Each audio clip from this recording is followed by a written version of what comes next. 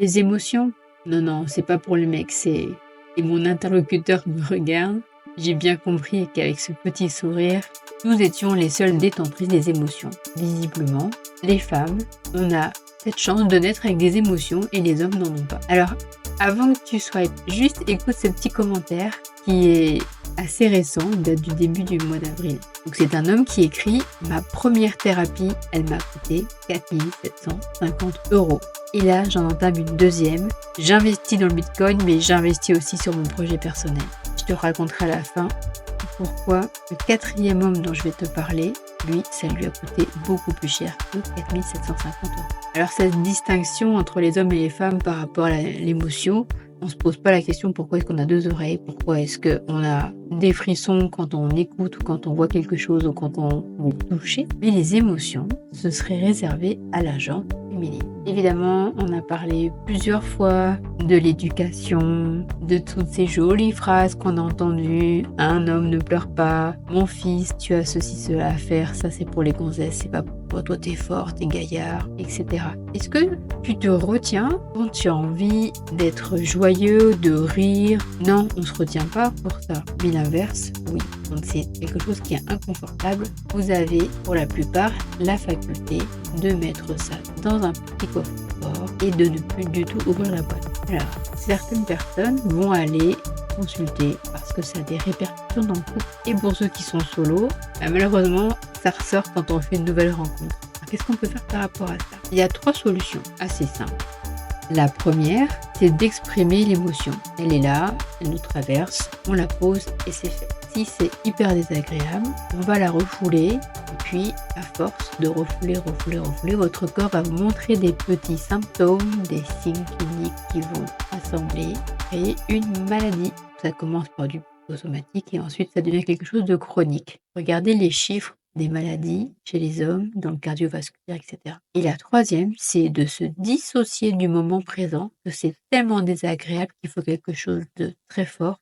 Arrêter. Donc ça peut passer par une addiction, par un TCA, etc. Qu'est-ce qu'on voit le plus souvent? Les cas de figure. Dites-moi si vous vous reconnaissez dans cette situation. Vous appelez un pote, il est énervé parce qu'il n'a pas reçu son colis, il y a eu quelque chose, et de suite, vous lui proposez une solution. Pourquoi tu n'appelles pas le service client? Ou est-ce que tu as pensé à faire ci? Oui, oui, mais évidemment, je l'ai fait.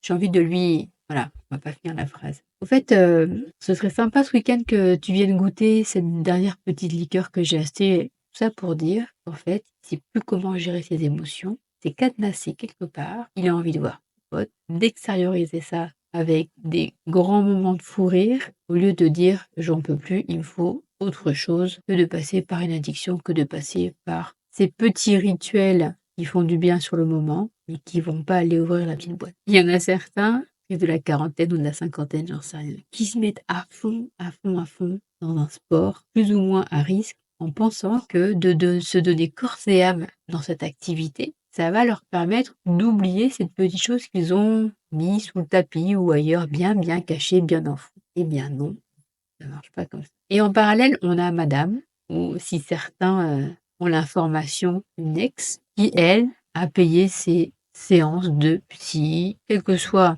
le thérapeute qu'elle a vu, pour pouvoir comprendre qu'est-ce qui pose problème chez elle avec ses émotions. Donc, ok, elle ouvre la boîte, elle regarde ce qu'il y a dedans, elle fait ce qu'elle a à faire, mais quand elle rentre à la maison et que son compagnon lui propose une solution, alors qu'elle, elle veut juste être écoutée, être comprise, être sécurisée, elle veut pas de solution. C'est juste, je te pose mon état. Ah ouais, c'était un peu difficile avec les petits là, ce soir, je suis fatiguée, et puis mon boss, il me demande des trucs à la dernière minute, point. Donc, voilà, vous pouvez acquiescer ou... Oh bah écoute, on dirait que c'est comme ça à chaque fin de mois ou à chaque fin de trimestre. Vous l'avez entendu, vous dites ce que vous avez à dire pour la rassurer ou juste dire que vous êtes présent, ça suffit. Alors que tout à l'heure, comme on en parlait, les deux potes, quand ils discutent entre eux, ils vont aller chercher la solution. Donc c'est vraiment deux langages différents, il n'y a rien de nouveau par rapport à ça. Le souci, c'est... Alors on va le voir. Je vais vous parler de 4 histoires réelles. Donc évidemment, j'ai modifié les prénoms. Donc Johan, qui est un papa en cours de séparation. Lui, il se prépare à s'occuper de ses 4 enfants, mais il a un métier libéral qui lui permet d'avoir un emploi du temps flexible. Donc, il court partout, parce qu'évidemment, les 4 enfants n'ont pas les mêmes activités extrascolaires au même endroit, ni la même activité, ni le même jour. Voilà. mais il arrive quand même à s'organiser. Et il commence tout juste à retrouver le goût de s'occuper de lui. Après un gros passage à vide de plusieurs mois, il retrouve enfin sa joie de vivre. Qu'est-ce qui s'est passé? Quand il a eu besoin, il a appelé ses amis, eux, et il a pu libérer ses émotions. On a Mike, chef d'entreprise, qui gère une équipe d'une 30aine de personnes, essentiellement de francophones, et d'autres équipes à l'international. Son statut professionnel l'amène à prendre de grandes décisions et parfois assez rapidement parce qu'il y a des conséquences financières et ça implique certains membres de son équipe. Même si lui, il n'est pas encore papa, il s'est demandé si un jour il pourrait avoir aussi son diagnostic émotionnel. Qu'est-ce qui l'a amené à ça? Deux choses. La première, c'est qu'avec ce stress qui devient chronique, puisque le stress a quand même ses effets positifs, mais là ça devient chronique, assez souvent quand même, lors des appels, en fin de journée, il me dit: «Ah, faut que je pose le téléphone, ça commence à serrer dans la poitrine. J'ai fait les examens, apparemment tout va bien», mais en parallèle, il s'est mis à fond dans le sport. Il évacue à sa façon sur le tapis de course en soulevant beaucoup et du très lourd. Et en fait, ça enchaîne. Donc ça, c'était sa première façon d'extérioriser. Et la deuxième, c'était, puisqu'il se sentait en confiance avec sa compagne, d'exploser l'accumulation d'émotions désagréables de la journée. Il ne savait pas comment les gérer, donc ses colères rentraient, ses frustrations rentraient, tout ce qui n'était pas exprimé. Quand il rentrait chez lui le soir, il y avait juste un petit bouton à effleurer ou juste on et ça démarrait. Des colères tellement intenses qu'il s'est dit mais pourquoi est-ce que c'est la seule personne qui est mon amie, qui est ma compagne, en qui j'ai totale confiance, pourquoi c'est uniquement avec elle que je me permets ces crises de colère qui sont absolument incontrôlables. Vous en doutez, au bout d'un moment, ça s'est terminé par une séparation. Il se rend bien compte que d'aller évacuer, entre guillemets, avec des séances de sport très intenses, très peu de repos, une charge émotionnelle par rapport à ses prises de décision et à mener ses équipes vers la réussite, ce n'est pas suffisant. Donc en demandant d'avoir son diagnostic émotionnel, il sait qu'il va s'exposer, qu'il va montrer ses zones de vulnérabilité, il en a bien conscience et que ça ne va pas se faire en un claquement de doigts.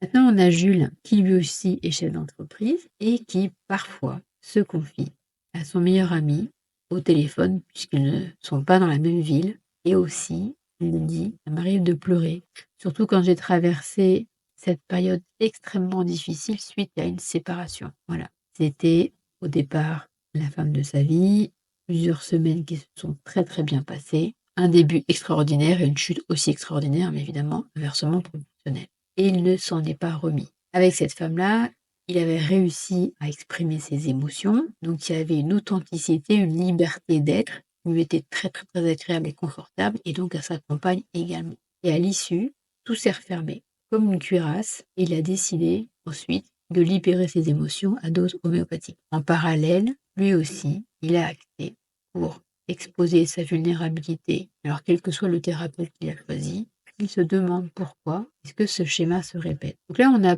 plusieurs situations, évidemment, et le point commun, c'est que cette douleur, en fait, qui s'est installée parce qu'on a caché ses émotions, elle vient dire qu'il y a un manque, il y a un souci quelque part, et si t'as pas compris, je te remets la même situation avec des personnes différentes jusqu'à ce que tu comprennes qu'il y a quelque chose qui dysfonctionne. Donc, 100% de la responsabilité de la part de la compagne, 100% de responsabilité de la part de ce monsieur. Et chacun fait le maximum pour que ça s'améliore ou pas. On peut pas être à 50% parce qu'on est deux, ça marche pas comme ça. C'est soit tu donnes le meilleur, soit... Et donc, il arrive à se confier à son ami, à libérer ses émotions, mais il est quand même dans l'interrogation. Bon, c'est quand même pas sympa qu'à chaque fois le même scénario se produise. Peut-être elles sont toutes comme ça, et moi je fonctionne bien, ou peut-être si je refais la même chose, il y a peut-être un truc à vérifier de mon côté. Puis le dernier, dernier cas, ce sont 2 chefs d'entreprise, donc Bastien discute avec son ami et Bastien vient tout juste de se séparer de la mère de ses enfants. Donc le divorce vient juste d'être prononcé, il se retrouve, c'est sa 2e semaine en garde alternée et il est overbooké.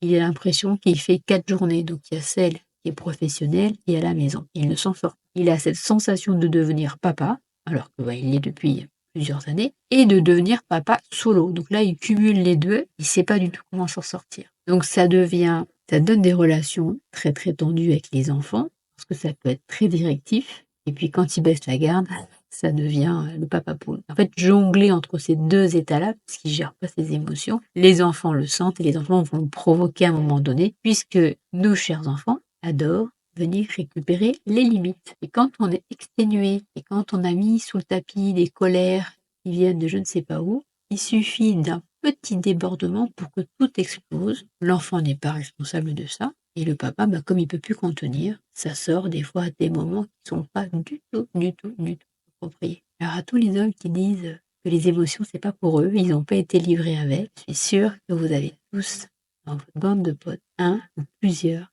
qui vous racontent et ce film-là, mais j'ai chialé comme un gosse, quoi. Heureusement, c'était au cinéma, il faisait nuit, évidemment, parce que c'était pas au tout début du film, hein, les lumières étaient éteintes. Ma femme, elle a rien vu et j'ai chialé pendant les 5 premières minutes de ce passage-là. C'était trop émouvant. Et il y en a même qui, qui versent une petite larme par rapport à certains spots publicitaires. Là, donc vous êtes livré avec les émotions. On peut pas faire sans. Et vous êtes normalement constitué.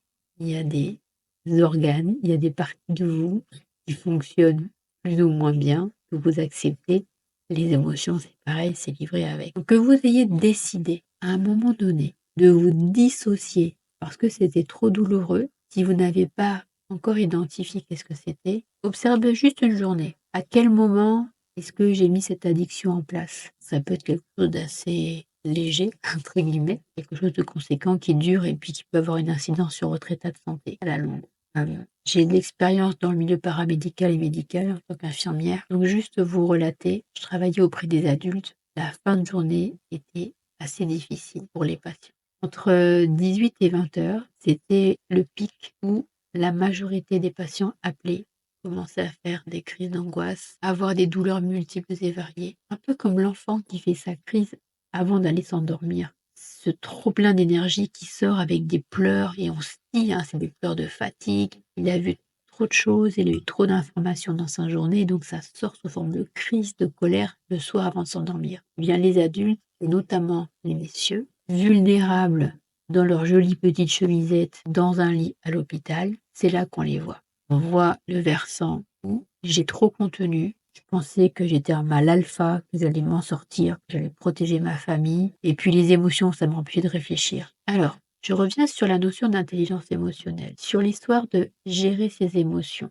Il y a un amalgame. Beaucoup de personnes pensent déjà que ça appartient aux femmes, et que gérer ses émotions, c'est ne rien laisser sortir. Il faut attendre, faut pas trop rire parce que ça dérange, faut pas pleurer parce que c'est pas le moment, ça va contrarier les autres personnes, ça se fait pas en public. En fait, non, c'est pas ça, l'intelligence.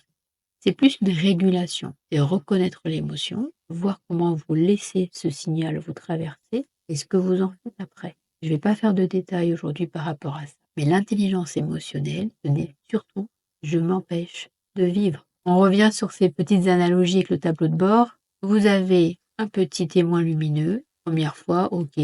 Bon, ça va passer, effectivement. T'éteins. Une fois, 2 fois, 3 fois et puis après ça reste, ça persiste. Ah ouais, demain j'ai réussi le garage.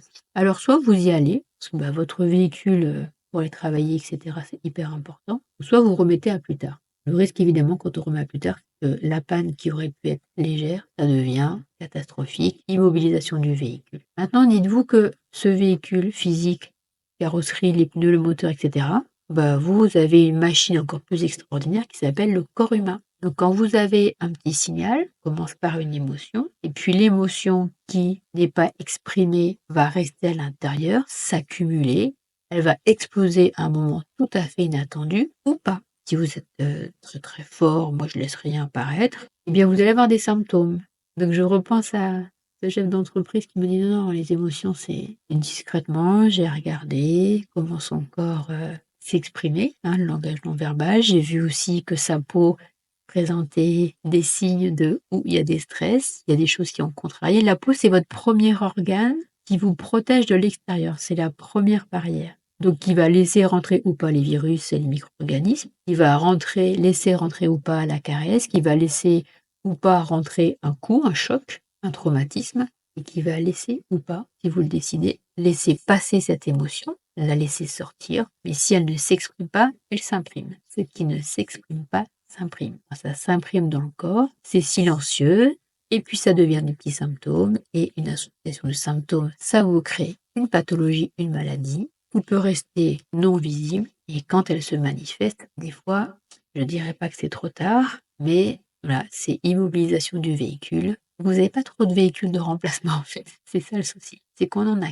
Voilà, donc si tu t'es reconnu dans une des situations, il y en a plein d'autres évidemment. Il y a des solutions, c'est évident. Juste en résumé, on est tous livrés avec. On apprend aussi à les décoder, à savoir quoi et quand les laisser passer, les garder, les exprimer, les mettre de côté, plein de façons. Quand vous arrivez à discuter avec votre ami qui va vous trouver des solutions, vous pouvez discuter avec une amie, qui elle va juste vous écouter sans donner de solution, et ça vous donne déjà le ton. Comment est-ce que je me sens quand on écoute ce que j'ai à dire sans forcément être proactif et trouver une solution immédiate? Bien voilà, c'est ce que votre compagne, elle a besoin, ni plus ni moins. Donc ne vous mettez pas la pression. Elle, elle exprime, elle verbalise ses émotions, son ressenti. Et vous, si vous lui faites suffisamment confiance, restez authentique, posez l'information, ça va vous libérer. Et c'est pas la peine d'aller beaucoup plus loin. Votre compagne, c'est pas votre thérapeute, mais elle sera aussi heureuse, non pas d'entendre que vous étiez en colère ou frustré, quoi que ce soit, mais surtout que vous puissiez poser quelque chose qui peut expliquer aussi un comportement.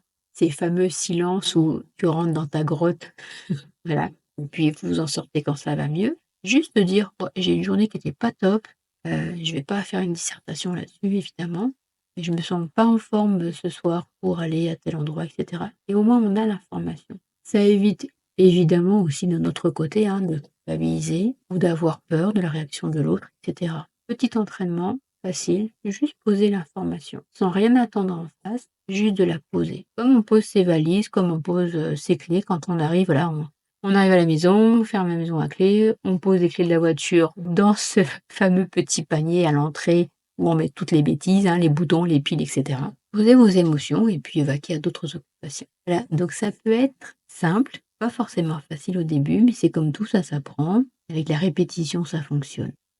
Très rapidement, avant de terminer, il y a des femmes alpha que vous avez peut-être rencontrées, peut-être vous avez vécu avec elles, et si vous êtes plus du genre à vous épancher et à partager vos émotions, et que vous avez eu en face un mur, une femme qui est trop dans son énergie masculine et qui prend pas le temps de s'épancher, vous avez vécu l'inverse. Donc les 2 situations existent. Et je vais rajouter quelque chose. Si vous n'êtes pas à l'aise avec le fait d'écouter activement votre compagne, pour pas avoir la position d'être comme un thérapeute, rapprochez-vous d'elle. Et si vous voyez qu'elle a besoin de pleurer, juste posez la main sur elle, la prendre dans vos bras, ça va créer une autre relation. Plutôt que d'être en face à face, de laisser l'autre poser ses bagages et d'être spectateur. Voilà, c'est pas forcément évident, à vous de trouver ou un fond musical ou quelque chose qui va apaiser et qui va permettre à la relation d'être plus sereine. Voilà, je serais curieuse de voir si tu te reconnais dans le témoignage de Johan, ce papa qui est en cours de séparation, qui retrouve sa joie, dans celui de Mike qui a perdu sa relation affective parce que colère rentrée, qui s'exprimait que sur sa compagne, et après il s'est mis à fond dans le sport, mais il a quand même besoin de gérer ses émotions, ça fonctionne pas non plus. Jules, qui lui est chef d'entreprise, qui gère bien, mais qui a quand même parfois besoin de s'épancher au téléphone avec son meilleur ami, et Bastien, qui lui, grand leader, comptait que il gère plusieurs sociétés, mais gérer 2 enfants à la maison, c'est un 5e, un 6e taf, il est débordé, il sait plus quoi faire, et donc il alterne le papa très très très sévère, très strict, très colérique, avec le papa cool, et personne s'y retrouve. Voilà, je te fais des bisous, hâte de te retrouver dans les commentaires, continue à créer la communauté. S'il y a des sujets qui vous intéressent, eh bien je serai ravie de lire les sujets dans les commentaires, d'apporter des éléments de réponse, parce que je ne sais pas tout, évidemment, et au plaisir de vous retrouver. Si personne te l'a dit aujourd'hui, tu es unique et magnifique. À demain.